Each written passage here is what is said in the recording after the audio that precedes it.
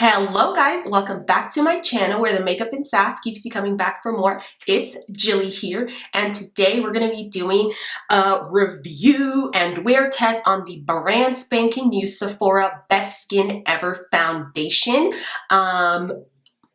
She's new, she's the latest thing on the market, and we're just going to see how she works out for the day. As y'all know, I have super duper oily skin. I have huge pores, so we're gonna put this baby to the test today to see if she's going to pass or if she's going to flunk, which won't be good. As well as I'm gonna be trying out the brand new Sephora translucent setting powder as well. Y'all know as an oily girl, I live for setting powders. So let's see if this one again passes or is gonna be flunking again. So yeah, that's really it. Let's jump into today's video. But before all of that happens, please be sure to give this video a huge thumbs up if you enjoy what we're about to do today. Go ahead and click the subscribe button as well. It's down below. You already know where it is. Go ahead and click it, as well as follow me on both Instagram and Twitter. Both of those are _ it's Gilly. Now let's jump into this review.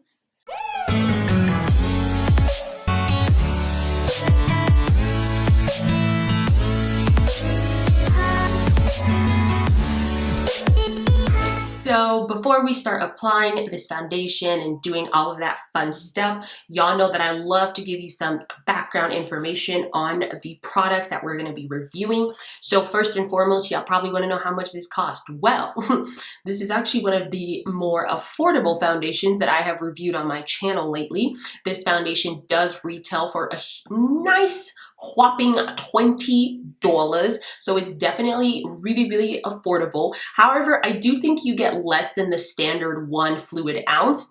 You actually get 0.84 fluid ounces or 25 milliliters with this foundation. But honestly, like, I don't really have a big deal with the size of a foundation, seeing as I have so many and I never really finish a foundation, so I'm not bothered by the size.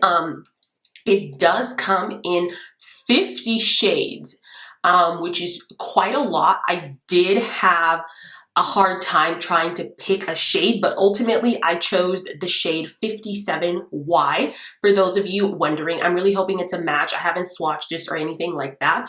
Some other things that Sephora says about this foundation, they say it gives you a natural finish, medium coverage, long wearing, it's hydrating, it has hyaluronic acid, and it's fragrance free. So essentially they're saying it's a medium coverage, natural finish foundation that has a long wearing anti-pollution formula that hydrates the skin for up to 12 hours and is infused with skincare benefits. We shall see, Sephora. I am worried that this thing keeps saying it's hydrating because, like, even though it's winter, I don't want to be hydrated. Like, I want my skin to stay matte. I'm already oily, so we're just gonna have to see what happens with that. And then for the translucent powder, it actually retails for $15. You only get 1 shade with the powder, and the powder you get 17.29 grams or 0.61 ounces. I really can never remember how much powder you get in a normal like sized powder, but to me that's more than enough.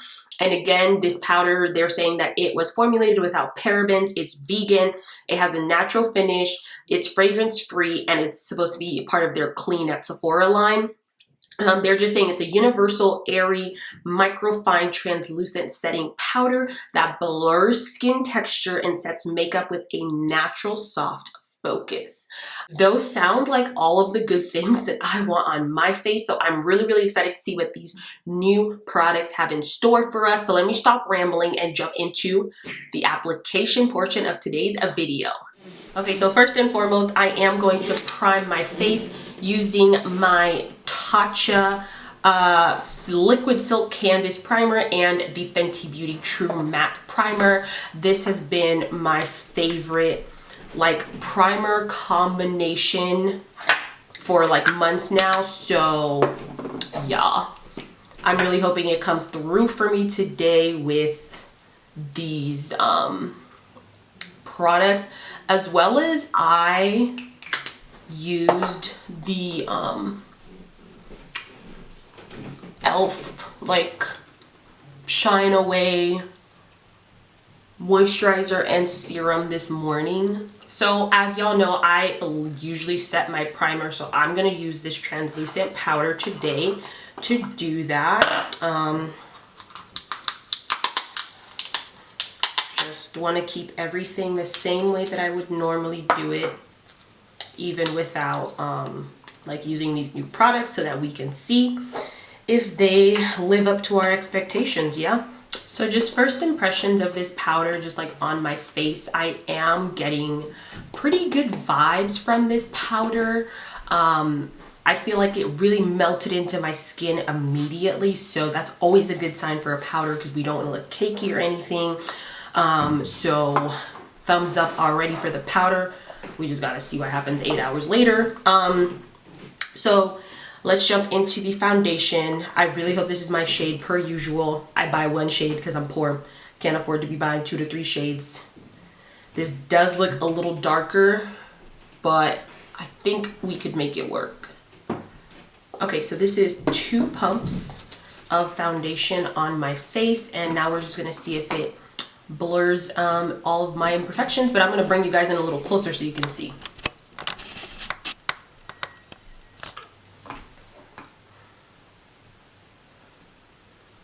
Okay, so yeah, you see I have all these dark spots and whatnot here, blemishes, so let's just see if this is going to work for us.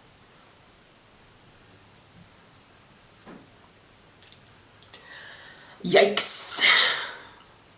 Okay, so as you guys can see, this foundation is definitely just like slightly too dark for me. I actually think that this is like my summer shade. I don't know, like I feel like my face just looks like a little bit red. It's really not matching my chest like at all, but it is winter and I've lost a little bit of melanin.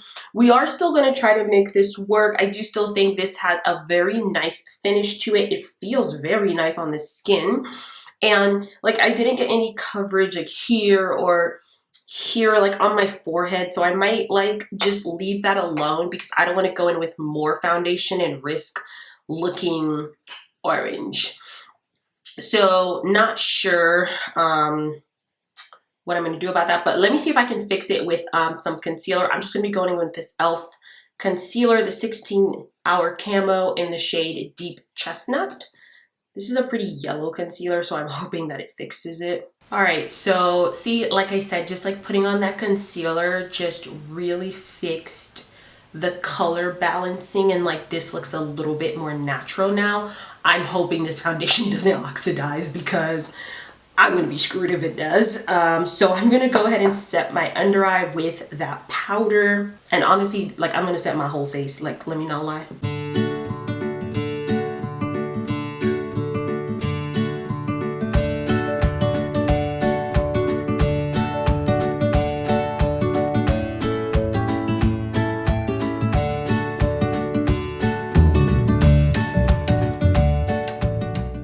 Okay, so this is what our face is looking like with the foundation, the concealer, and powder. Definitely think that the concealer saved the day.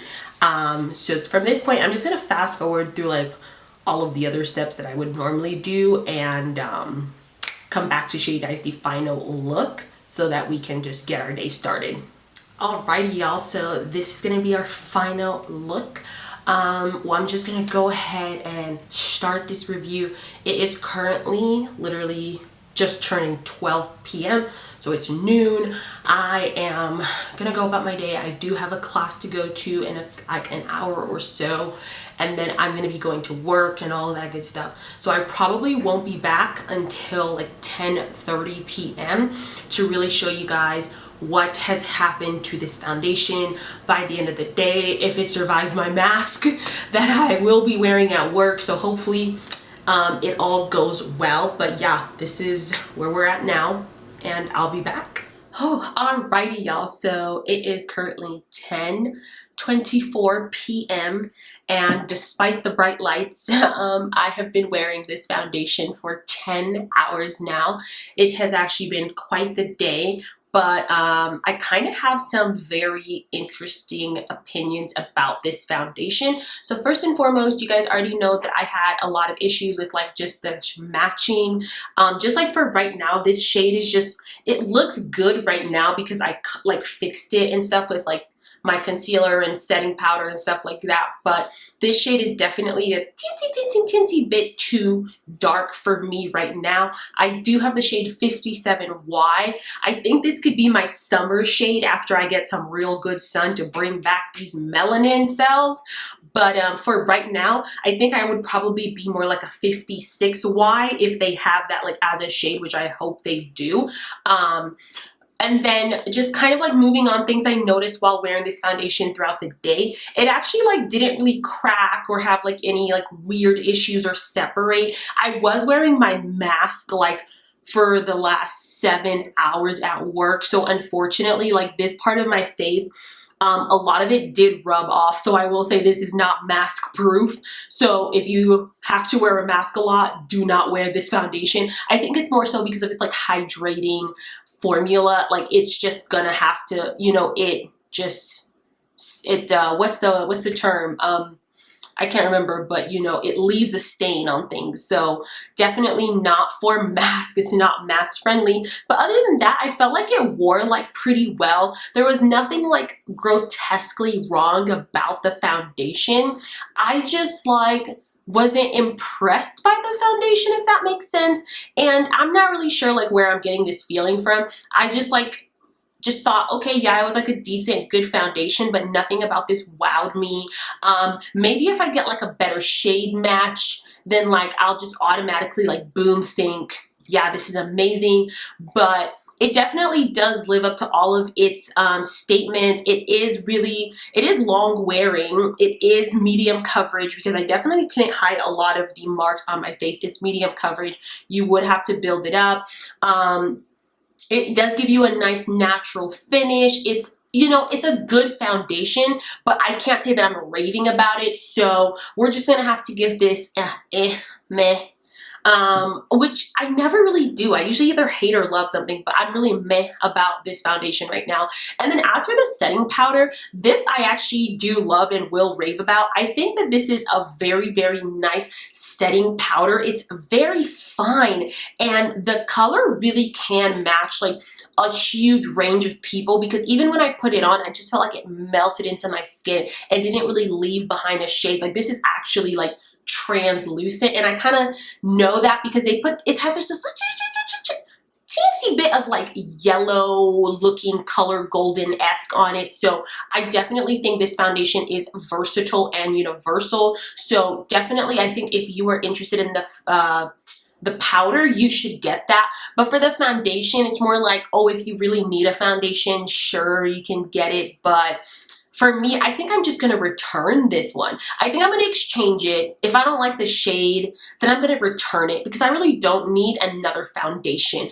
But yeah, that's really it for today's video, y'all. I really hope you guys enjoyed this review. It was quick, it was fun, which is what y'all are looking for during your quarantine time. Be sure to give this video a huge thumbs up if you enjoyed it, as well as, you know, go ahead and subscribe to my channel. It's right down there. You guys know where the button is. And go ahead and follow me on both Instagram and Twitter. Both of those are _it's Gillyy. And I'll see you guys next time. Thanks.